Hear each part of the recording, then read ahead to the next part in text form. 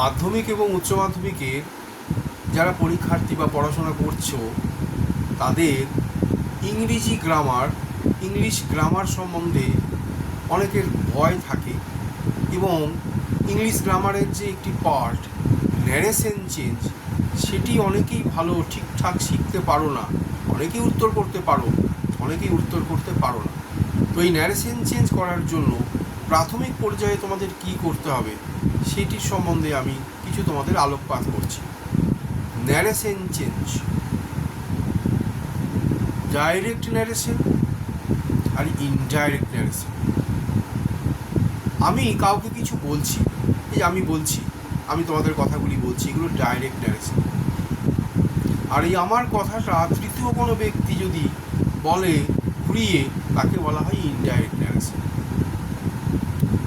এই direct ন্যারেশনকে indirect কী করে করব, এই প্রত্যক্ষ উক্তিকে পরোক্ষ উক্তি কীভাবে পরিবর্তন করব, কিংবা ইনডাইরেক্টকে ডাইরেক্ট কী করে করব, এইগুলি তোমাদের পরীক্ষাতে প্রশ্ন আসবে। এবং এইটি করার জন্য, শেখার জন্য, এই গ্রামার শুরু করার আগে তোমাদের বেসিক কিছু গ্রামার সম্বন্ধে ধারণা চাই। সেগুলি হচ্ছে পার্টস অফ স্পিচের ধারণা চাই, যে 8 রকম পার্টস অফ স্পিচ, তার সম্বন্ধে চেনা, তার উদাহরণ জানা, বিভিন্ন number, singular number, plural number. এই সিঙ্গুলার নাম্বার, প্লুরাল নাম্বার অন্তত 200 তোমাদের মুখস্থ করতে হবে। মুখস্থ কেন, মনে রাখার ক্ষমতা, মুখস্থ না করলে পারবে না। আর কি লাগবে, ভার্ব, বিভিন্ন ভার্ব, তার বাংলা মানে, পাস্ট, প্রেজেন্ট এবং পাস্ট পার্টিসিপল, এই ফর্ম, 3টি ফর্ম অন্তত 200-250 তোমাকে মুখস্থ রাখতে হবে, তবেই তুমি এটা শিখতে পারবে। আর কি, বিভিন্ন ডিগ্রি পরিবর্তনের জন্য বিভিন্ন ডিগ্রিটা লাগে, এবং কি লাগে, বিভিন্ন যে জেন্ডার পরিবর্তন, ম্যাসকুলাইন জেন্ডার, ফেমিনাইন জেন্ডার, এগুলো তোমাদের লাগে। আর সব থেকে যেটা বেশি লাগবে ন্যারেশন চেঞ্জে, সেটা টেন্সের কনসেপশন যদি ক্লিয়ার না থাকে, তুমি সাবজেক্ট, ভাব, এগ্রিমেন্ট, রুল যেটা তুমি ফলো করতে পারবে না, আর বাক্যগুলি ঠিকঠাক ন্যারেশন চেঞ্জে ইউজ করতেই পারবে না। তো টেন্স সঠিকভাবে, সুন্দরভাবে এবং তার বাংলা সহ মানে বোঝার ক্ষমতা তোমার অবশ্যই দরকার, তবেই তুমি ন্যারেশন চেঞ্জ করতে পারবে।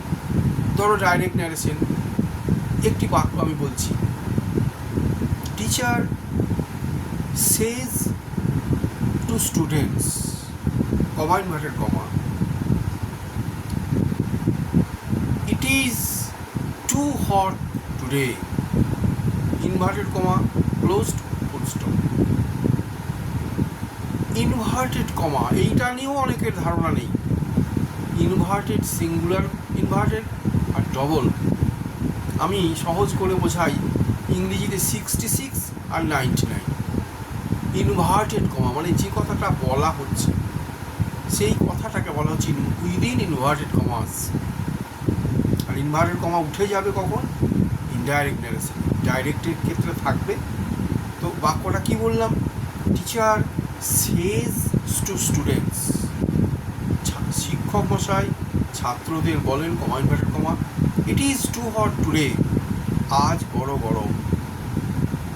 এখানে ন্যারেশন চেঞ্জ আমরা কি করব, টিচার সেজ টু স্টুডেন্টস, এখানে সেজের জায়গায় হবে টেলস। এই ভার্ব, রিপোর্টিং ভার্ব, ইনভার্টেড কমার বাঁ দিকের যে ভার্ব, এই রিপোর্টিং ভার্বটা পরিবর্তন হবে, টেলস স্টুডেন্টস দ্যাটের পর কি হবে, ইট ইজ, ইট সাধারণত পরিবর্তন হয় না, ইট ইজই থাকবে, it is very hot today জায়গায় হবে that day, it is too hot এর জায়গায় হয় very hot that day, full stop. এবং ইনভার্টেড কমা যেটা উঠে যাবে।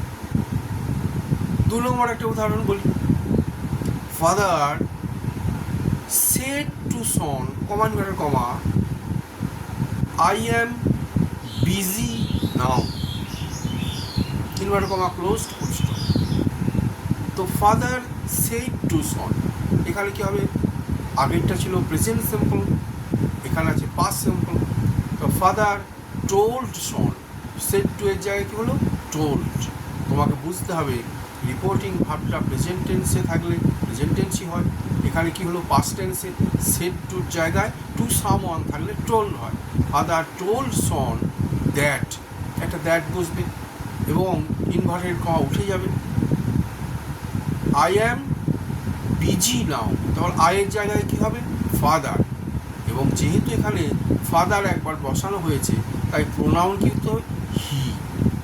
হিটা কাকে বোঝানো হচ্ছে? ফাদারকে বোঝানো হচ্ছে, আবার সনকে বোঝানো হচ্ছে। তাই যেহেতু দুটি সাবজেক্টের একই প্রোনাউন, তাই হিয়ের জায়গায় ব্র্যাকেটে করতে হবে ফাদার। হি মানে ফাদার, ইজের জায়গা হবে ওয়াজ। কেন হলো? এটা নিয়ম, এক একটা নিয়ম, grammar is a set of rules to follow. Is জায়গায় ওয়াজ কেন হবে? রিপোর্টিং ভার্ব, এই যে ভার্বটি পাস্ট টেন্সে থাকলে ইনভার্টেড কমার মধ্যে রিপোর্টেড স্পিচের মধ্যে যে ভার্ব সেটি পরিবর্তন হয়, কিন্তু আগের ক্ষেত্রে দেখো পরিবর্তন হয়নি। কেন? সেটা রিপোর্টিং ভার্বটা প্রেজেন্ট টেন্সে ছিল, এটা হচ্ছে গিয়ে পাস্ট টেন্সে। তাহলে আই অ্যাম আমি হই, তখন হি ওয়াজ, হি মানে ব্র্যাকেটের ফাদার, ওয়াজ বিজি নামের ক্ষেত্রে হবে দেন। এইভাবে ইনভার্টেড কমা থাকবে না, ফুল স্টপ। ডাইরেক্ট ন্যারেশনকে আমরা ইনডাইরেক্ট ন্যারেশনে পরিবর্তন করতে পারি। অনেক সূত্র আছে, ধীরে ধীরে ধাপে ধাপে শিখতে হবে এবং প্রতিটি সূত্র তোমাদের মনে রাখতে হবে এবং সেইভাবে করতে হবে। তুমি কতগুলো এক্সারসাইজ থেকে যদি করো, একদম বিভিন্ন কোয়েশ্চেন ব্যাংক থেকে করতেই পারো, কখন করবে সেটা শিখে যাওয়ার পর।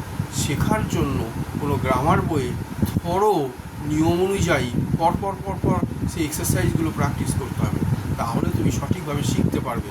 এবং সেইগুলি পরপর শেখার পর তুমি যখন কোনো এক্সারসাইজ মিসলেনিয়াস ব্যবহার করবে, তবেই তুমি শিখতে পারবে, উত্তরগুলো ঠিকঠাক করতে পারবে। কিন্তু এর জন্য অনেক সময় দিতে হবে। গ্রামারের প্রাথমিক যে বেসিক বিষয়গুলো সেই সম্বন্ধে তোমার যথেষ্ট সুন্দর ধারণা দরকার, তবেই ন্যারেশন চেঞ্জ ঠিকঠাক শিখতে পারবে।